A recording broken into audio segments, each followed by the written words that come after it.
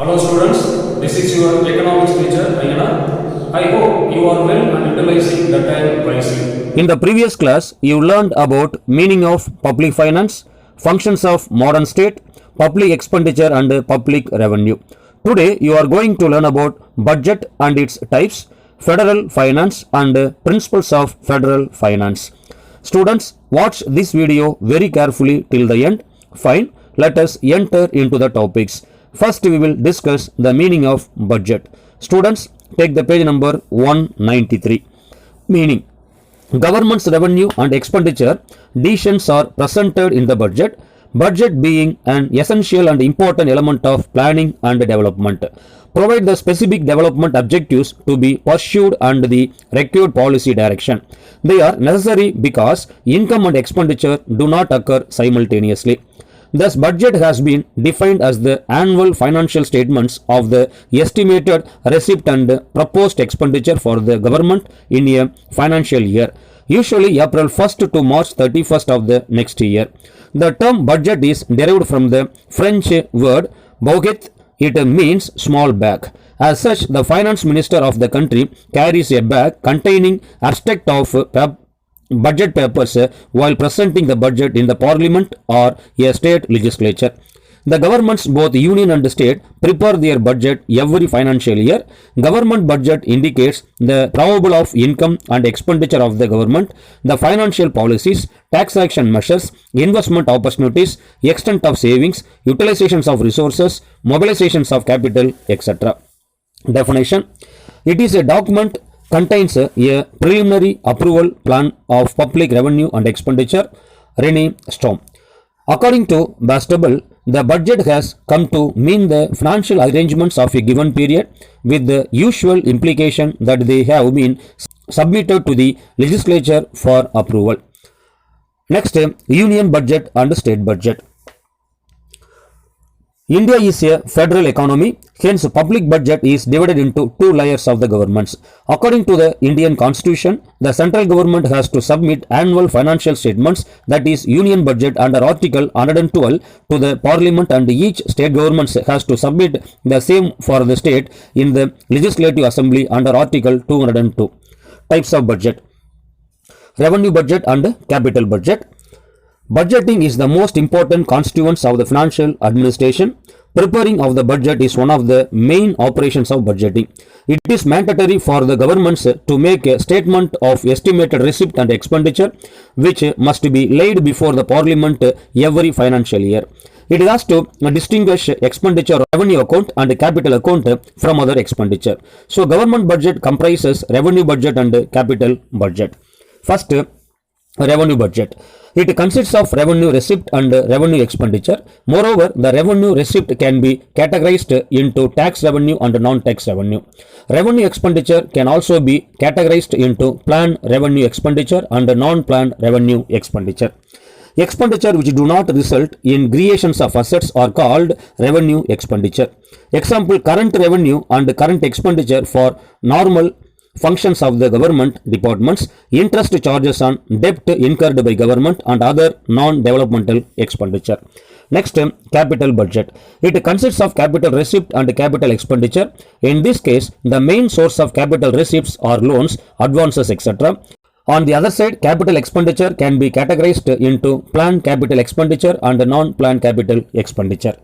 Capital receipt are loans raised by government from public, which are called market loans, borrowing from the RBI, sale of treasury bills, loans received from foreign governments, etc.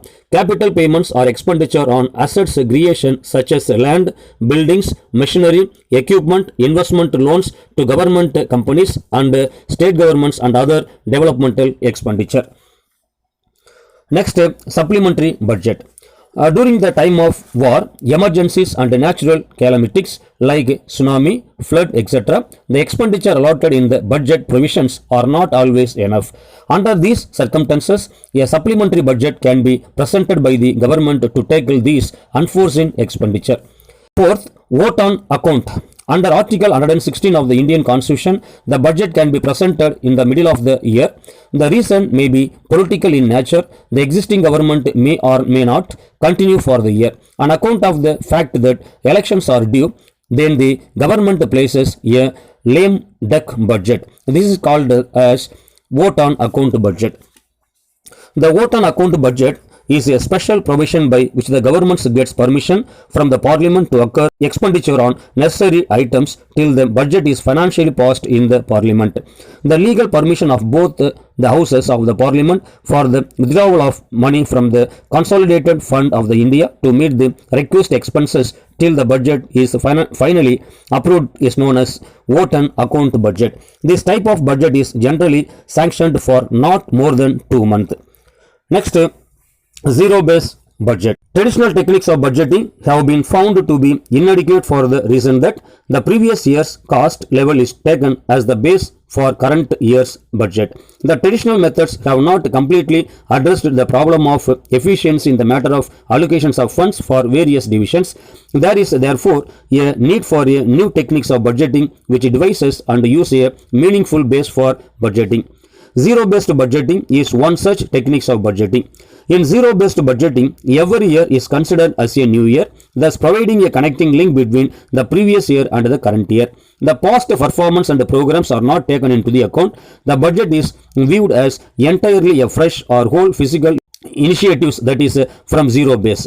Zero-based budgeting evaluates and priorities the programs of action at different levels. Each department has to justify its budget from its perspectives, evaluating feasible alternatives before final selection and executions. The funds will be allocated for the selected programs.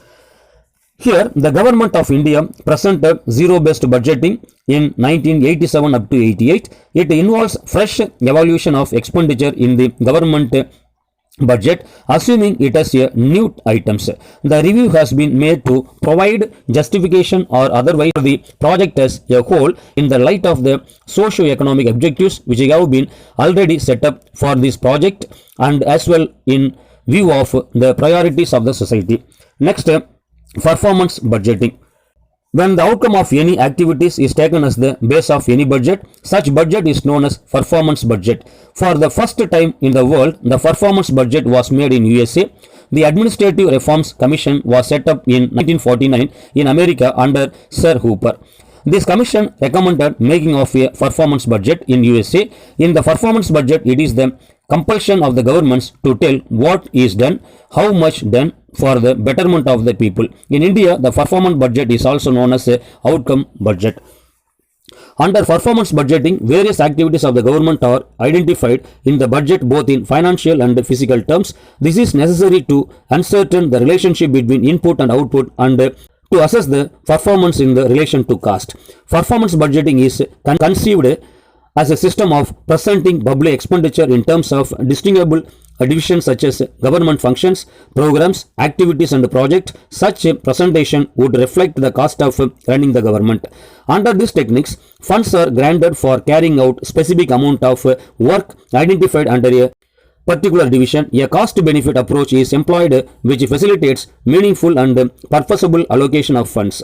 This method of budget techniques promotes cost consciousness as well as cost efficiency and suggests correction wherever required in the process of allocations of funds. Next, balanced budget versus unbalanced budget. A balanced budget. Balanced budget is a situation in which estimated revenue of the government during the year is equal to the anticipated expenditure.